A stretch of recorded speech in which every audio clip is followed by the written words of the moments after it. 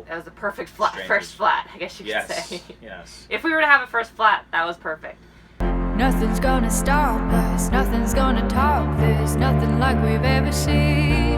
And I raise my hands to the sky, what a feeling. 'Cause I feel like dancing high, got a feeling, time to feel it. This is where it all begins.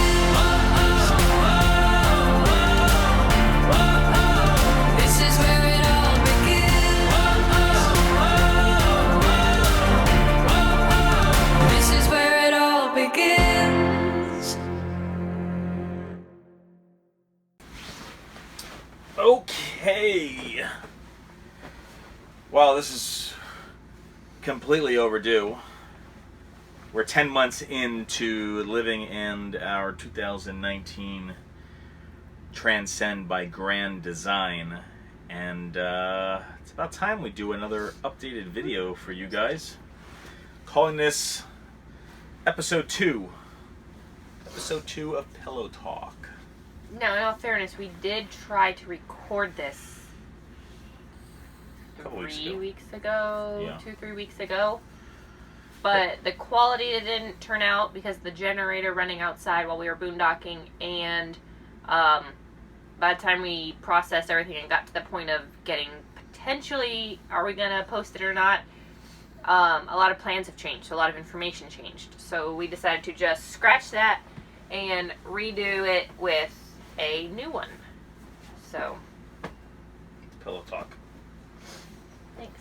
Wow, it goes bitchy. So, what's new? A lot, yet nothing. I don't know. Is that a good way to put it? Just so much has changed. A lot of life happens in a short time. And So much has changed. Our schedules haven't changed, but so much has changed. Obviously, as you guys are aware, you know, COVID-19 took over the world, and then as businesses were slowly starting to reopen, we said, all right, well, let's pack up and let's try to head north. And then, yeah, we wanted to go see some states we hadn't seen yet. We wanted to go up to Minnesota, maybe see parts of Illinois, Michigan, you know, kind of up there past, above Kentucky and above, you know. well, so originally, season 2 was supposed to be about us going to the East Coast states, but with COVID-19, East Coast states just being flooded with people being sick, we just didn't want to surround ourselves around that. So and everything was closed. No campgrounds were open, so we would have basically we would have been boondocking for 3 months or however long. So it just didn't work out. So like we said, plans change. With RV life, you have to be flexible with life. You have to be flexible over your break, as the saying goes. So we were ready to head north. We were ready to head to different states, new states, get new states on the map for the RV and for us. But with everything that changed, I mean, we were literally days from going to Minneapolis when all of the recent events took place with everything going on, where it just became unsafe. And we just didn't want to surround our kids around that. And also, we were going to do it with me doing, well, us, but doing Shipped as our travel income. And because of everything going on in Minneapolis, Shipped actually suspended all shipping in that town. So Region. That whole area is shut down for doing that because they didn't want to send shoppers into an unsafe environment, potentially. So, in a way, it's kind of good that we decided to change routes before we even knew that Shipped suspended their ordering. So we just kind of have taken a pause. We're just kind of taking this time to just stop traveling and stop moving. I know that might sound weird because we haven't done a lot of traveling.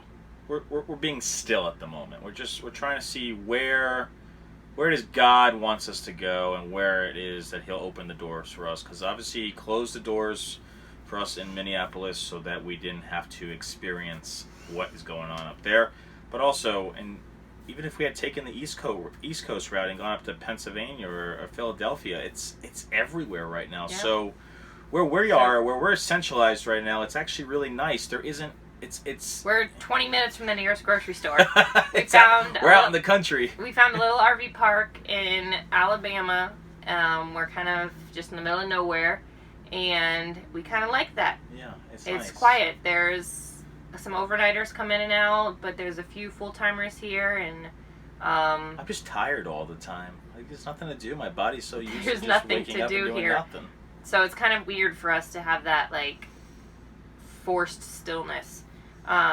But just life has just kind of made that a necessity right now, to put it simply. Yeah, and Without becoming a long it's funny, I video. was telling a lady at the office today, I said to her, I said, Debbie, I said, you know, it's amazing. We had all these plans, and then just everything just all of a sudden changed, and we really wanted to take advantage of gas prices and be able to travel. It's just with those two recent events, it's just the whole country's on a chaotic down spiral, whatever you want to say, and it's sad. So we're kind of just we're just taking this time to just relax, enjoy. We're really spending time together, a lot of time, just refocusing, spending time reading books and catching up on just what RV life's really supposed to be about, which is spending time with family. And we've really been working on the last couple weeks getting ourselves on a schedule. I know that might sound weird because there's nothing to do, but just like a basic daily lifestyle schedule of getting to bed at a decent hour, waking up at a decent hour, having our quiet time, having our devotional, having our just kind of like resetting everything right now, and just kind of my alarms go off every few hours to remind me of what the schedule is. So it's just been a lot of that right now, which is what we needed.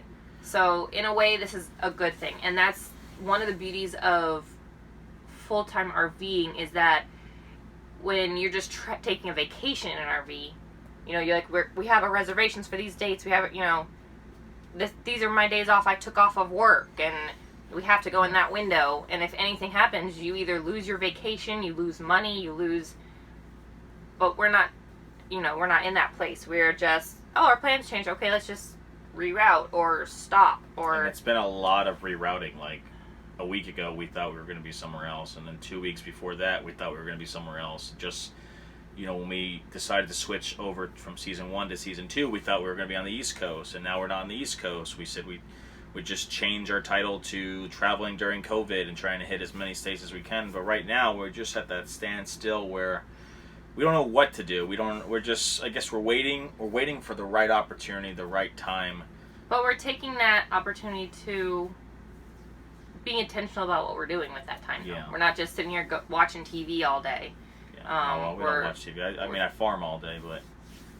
Yeah, your video game. Yeah. But, you know, we had our time in Pensacola with family. I got to see my sister in Nashville. So we're just trying to be more intentional with opportunities that arise. And with that, we've been... So we're not going to tell you exactly where we are because we don't want to, for privacy concerns. We've had people in the past when we have told people where we are come up to us, and it's just kind of weird and awkward, and it's more of a security thing. So we're not going to tell you exactly where we are. Yeah, we just wanted to get away from the big towns. We're not, we're a good drive from any of the big cities. So if or a good drive from really just anywhere right now. We have to really, really think about what we're going to do for a day. We're like, okay, is this worth driving? I mean, it's 21 minutes to the nearest grocery store. Yeah. So it's nice. And where we are, we're situated in a safe area. We're situated out in the country. There's a big field to run the dog. Amazing rate to be here for the next month. The owners are really sweet and nice. Our neighbors are nice. People come and go. We've noticed a lot of people stopping for just overnight or 2-nighters. Yeah, I was a little nervous pulling in because the road coming in was so rough and rocky and run down and worn out, because we were, that kind of part of area where, the roads just aren't upkept. the very next day they came and repaved the whole road. So we've got a Yeah. brand new road right out, so it's great. Yeah. But so we're only 2 months away from a year now living in the RV. Yeah, it's crazy. It's crazy. And he's done pretty well. Rocky made it 10 months until his first. Oh, yeah, his first flat tire. Rocky has had his official first flat. Yeah, it's funny. You watch people on YouTube and you question, like, when is that going to happen to us? You know it's going to come. It's inevitable. It's going to come. And it's funny because actually earlier that day, this was on our way into Alabama here from Pensacola,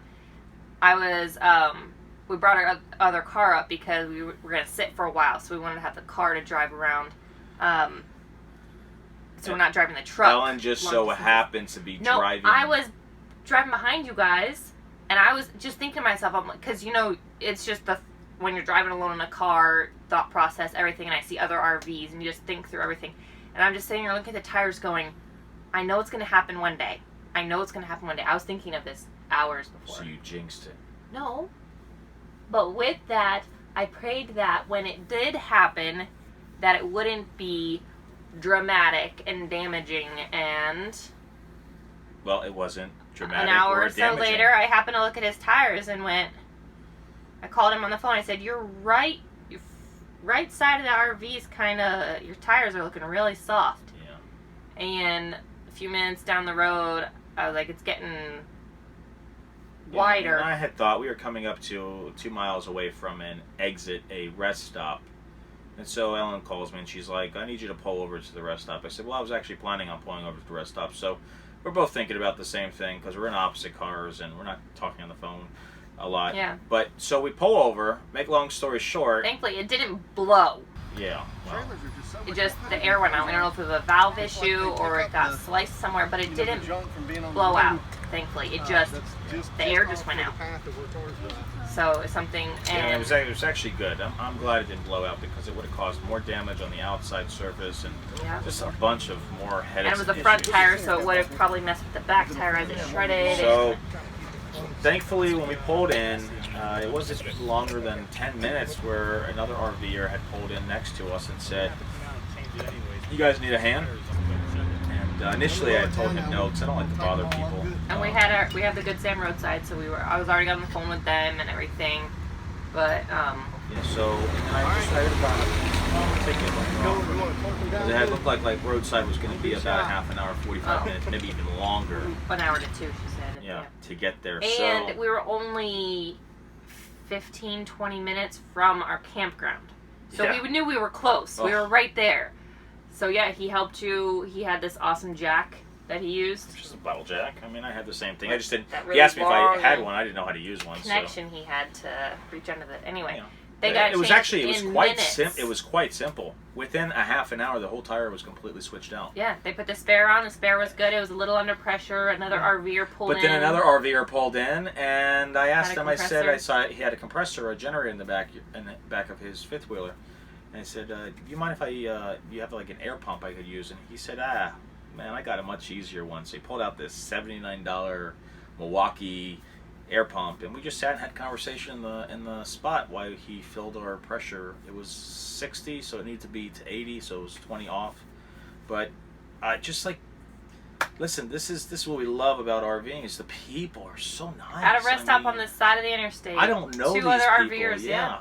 I didn't know these people, and just for them to, it really makes you feel great when someone pulls over. Because you know how many times we drive by, people are on the side of the road. I think to myself that one day I might actually pull over and try to help someone, but then you pull over and then something happens, and just you don't know people, and so yeah. Long story short, but so yeah, they got the tire put on. We got to the campground. We have the tire replacement plan, so we just have to. We've got an appointment to go switch out the tire, get a new tire, and then we just have to put that on, and that's that. So what could have Rocky been got his first flat. What could have been a very bad situation, which has been for many people with RVs, Yeah, thankfully was it's really simple and easy.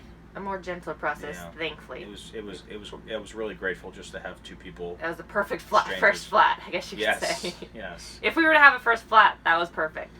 He had another what first did 2 we weeks say? ago. 2 weeks ago. Over the last 2 weeks, we've replaced 2 batteries. Our RV battery went, and then we replaced that, got it all hooked up, and then it just died again. But we're connected to power now, so I won't be able to really get an accurate view as to if it's holding a charge or not. We'll get it when we unplug. But thankfully, that's, I shop only at AutoZone because they warranty everything. So the battery's warranted for a year. So if we pull out of here next month and it's just not holding a charge, I bring it back, they give me a new one. Free. Speaking of batteries. Speaking of batteries, today I got my truck. Ellen was going to go do Shipped, and I was going to go into town with the kids. You were going to go switch out the tire. Switch out the tire, and the truck didn't start. So, we played around with it, and then it was like an anti-theft issue. Completely dead. And just the locks wouldn't click, nothing. Nothing. So, make a long story short, it was another battery. We lost our battery, so had to go spend $190 on a battery. So I'm tired. I'm so tired of spending money. But that battery was showing signs of wearing when we got it almost a year ago. Can we get a new truck? No. $190 is a lot cheaper than a new truck. Yeah, I don't know how you people with new trucks do the payment. I mean, as much as I want the hassle-free towing and just better mileage, just everything, I think it just doesn't justify for us to go out and spend $600-700 a month on a new truck. And I think the batteries, that's just going to be a thing with if we're going to boondock more. Because we had a lot of boondocking the last month. In case you guys are wondering, we own our truck outright. We paid cash for that. That's my first used car or vehicle. And Your first cash car. yeah, it's the first car we ever paid cash for. So we're going to keep this thing as long as we can. Yeah.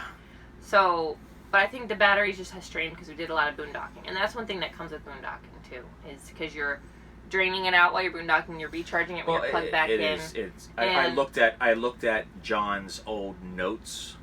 The guy who we bought the car from, he took very detailed records as far as what he did and full of everything. dates and miles, everything he did, even down to like changing the air filter. Just everything he did put in this book. So I looked on the notes today. The battery is was replaced, or at least known to have been replaced back in 2000. I don't know, it was like 13 or 14 years. They only warranty these batteries for 3 years, so... Wow, so you got the money's worth out of it. Well, but I got the same exact battery from AutoZone, and they told me it's good for 3 years. Anything happens to it, you bring it back, they replace it free of charge. But what had happened actually with the battery is that the terminal, what is the part that sticks up?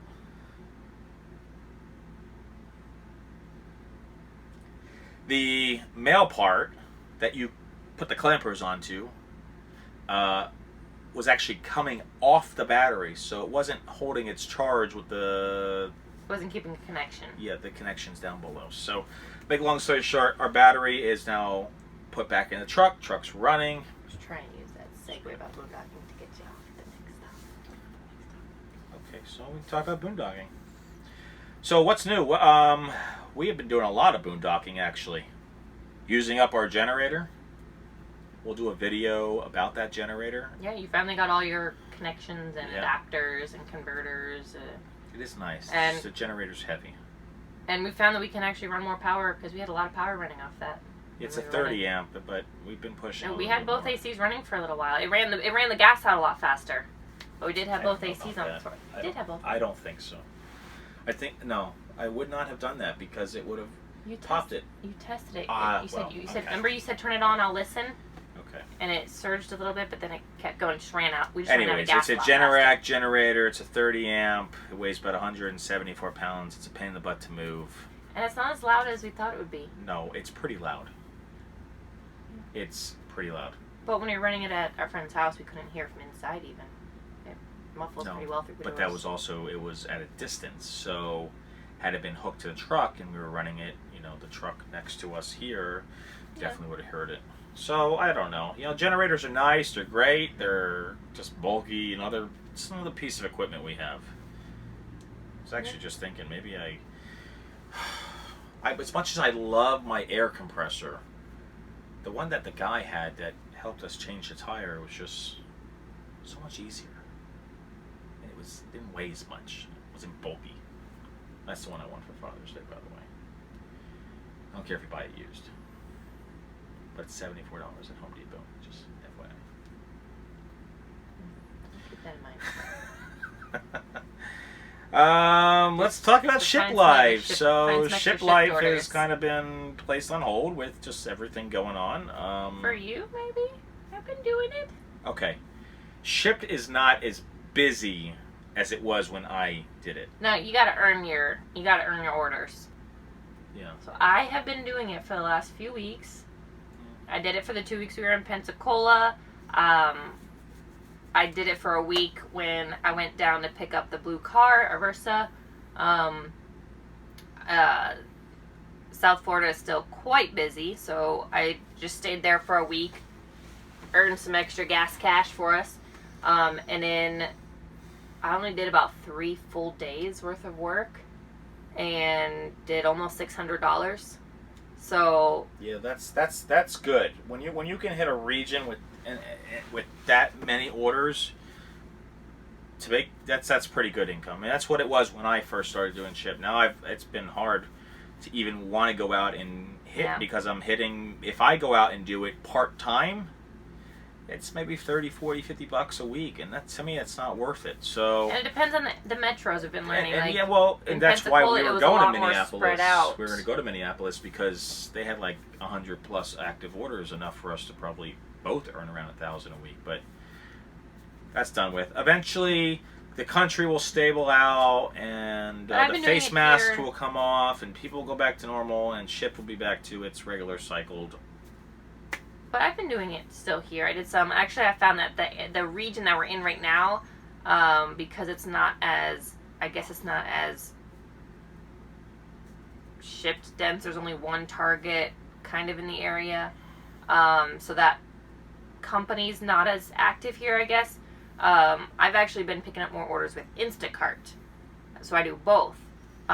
So actually, yesterday when I went out, most of my orders that I did, all but one actually, I only did one shipped order, were all Instacart orders. And as soon as I dropped off one, another one would pop up on my phone. So it's interesting having both active, because it turns out when one is maybe not as busy in that area, the other one kind of picking up.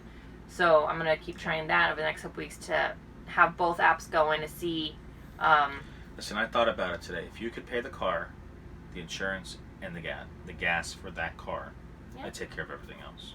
Yeah. Much comfortably. I can do that. So it's been good. I'm bummed down. Really am bummed down because I was really looking forward to just going higher than Tennessee. We've never been higher than Tennessee before, so we'll get there. We'll get there when the time is right. But we're still planning for winter break to go to the Biltmore. Well, and then I was just talking to Ellen, next summer I would like to go hit Arizona, Utah, all Big Reds, not Big Reds. Big Reds is you want to see all the national parks and forests out in California. I want to see all the good stuff. All the trees. But before that, though, you have some news about your job. Oh, yeah. So, for a while, we were on the up and up about, what employment was going to look with this whole COVID-19. They were doing cuts, and we had been told that potentially our department was going to be cut, or that I had the good chance of just not coming back having a job. But thankfully, I was rehired. And so, what's next? Let's talk about that. Let's talk about what's next. So, we're going to go after, summer's over here. We're going to head back to Florida. We're planning on staying at a different campground in Florida, and we don't know many campgrounds in Florida. We're not high-end people, so we don't like to stay at parks that are. We want to keep it simple. It's not charge you $1,000 a month for the same thing, for the same sewer, water, and electric. If you guys have any recommendations, I'd really like to take to you guys, because we have had some interaction on some of our videos, and we appreciate those who have interacted. But if you have a suggestion of where a good campground is that's within proximity of Central Florida, because that's where I work, that would be great. Yeah, anywhere in the Daytona to Orlando kind of range, Ocala, be pushing it, but... So we're going to do another year, and just take it one step at a time. You know, I said I was going to make this my last year, but the more... I don't know, the more we stay here and I just, like, our time spent in our devotions and stuff, I just hear God saying to be still and just wait, and I'll speak and let you know when the next opportunity is. So we don't have answers yet. Yeah, no. But we're trusting the one who does, I guess you could say. And even with that, like, we don't even know what school's going to look like, what a start date's going to look like, whether a start date's going to start. Yeah, well, they had talked like, about maybe doing virtual school all the way through winter break. And ease students onto school campus. So a lot of you guys don't know this, and I'm just going to say this off the top. So when I say school, and in any of the videos, I'm talking about, I'm a high school teacher, so I teach career technical education, specifically culinary, so I am a chef. I've been actually getting better at cooking at home. Yeah? Yeah, I like to eat out. Since you guys Instapot. Yeah. Just show them that. Yeah. Just make a video showing them your new upgrade. Oh, yeah. It's a new upgrade. It's good. It's good. Was it one appliance replaced 3? Yeah, essentially. Or more? But, what was I saying? When you say school. Yeah, so when I say school, I mean, you know, I'm talking about me returning as a teacher. And so we don't know what this new school year is going to look like. You said they're talking about possibly only bringing core students back right away. Well, not right? Core classes. Core classes. So that'd be like your second language, English, and all that, and Math. Slowly transitioning kids back in. The type of school I teach at, so typical high school, I went to a high school, had 1,100 kids. Okay? Typical high school has about 1,000 to 1,200 kids, max. My school is like almost 5 times that amount. It's huge, so it's a big risk to bring all those kids back, and a liability for the district, because if one student gets sick and then contaminates everyone, that's just a disaster waiting to happen. So we're kind of on a standstill right now. We don't know what July is going to look like. Don't know if we're going to be going back early, because teachers go back normally early before students start. Or if we'll have more time to go somewhere else when things calm down, and we might still be able to head north for a month. I mean, the beautiful thing is, the way I look at it, if it does turn virtual, my 8-hour days turn into 4-hour days. So as long as this time and you can do it from anywhere. This time. And I can work anywhere. Absolutely. So it's great. So we'll keep you posted. We don't even know. So, we'll just share There's our so life. much uncertainty right now in this world. It's scary. Yeah. It's scary. Just let me ask you a question. What's one thing you don't like about me in the RV that I do? What's your biggest pet peeve? I don't know. I don't know how much they want to look at your feet, though. They can't see my feet. Oh, it's not aiming up that No, it's at your chest level and up. Oh. What's What was one the thing in question? 10 months that we've lived in this RV? What's your biggest pet peeve about me? Oh, I know what you're gonna say. We got a new mattress, and I kind of steal the blankets and hug her It side. has nothing to do with the mattress. It has to do with waking up to being kneed in the tailbone. No, it has to do with the mattress. No, it doesn't. It's a sleep number. Your side is different than my side. You elbowed me before we got our new mattress. But yes, we got a new mattress. We got a sleep number. We finally got off our little RV foam, which had bottomed out within like 2 months of getting it. And it's been 9 months. We've had our mattress for almost a month now, right? Mm-hmm. So we figured it was time. It was definitely time to upgrade. I mean, if we were at home, you'd have a decent mattress, right? This is our home. So normally for a non-full-time RV mattress, you probably don't need something as fancy. Nice and fancy as this. But we both have different sleep styles, and she likes softer, more cloudy. Which actually, I'm more of the. I passed out on the floor today, guys. I passed out on the floor. Surprisingly, we're at the same number right now. Oh well. Yeah. But before, yours was lower than mine. You were running at a 40. I'm at a 55. RV mattresses are different from regular mattresses. So if any of you have a sleep number, a regular sleep number runs differently. So you usually have a lower number. Yeah, so that's a whole other story. We learned that the hard way. We can talk about that later. But. Okay, so that's your biggest pet peeve? You want to know what my biggest pet peeve is? Not really. Okay, I'm going to tell you my biggest pet peeve, and we'll end it here. I'm going to do it in a loving, graceful, kind way that won't upset my mother who's watching. A loving and graceful, kind way. Do I take the conservative approach, or do I take the political approach? I can lie and say something else. I'm not going to show you the corner, but Ellen's corner bugs me. It has always bugged me. I'm not going to really define too much about what the corner looks like, but it's her side of the bed. So we'll leave it at that. That's my biggest pet peeve. Or did you start with what's blocking that corner so I can't even walk around my bed to start with? But I'm okay with it because that's... Well, we can always relocate the hamper if you don't like it there. Okay. You have a right to speak up. This is your RV. So we can put it on your corner? Yeah. By the way, if you think that for the last 10 months all we do is talk very sweet and loving and we smile all the time, it doesn't happen.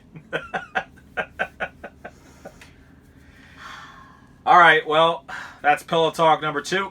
And Is that our second pillow talk? that's it. Huh. We need to do more. We don't talk much.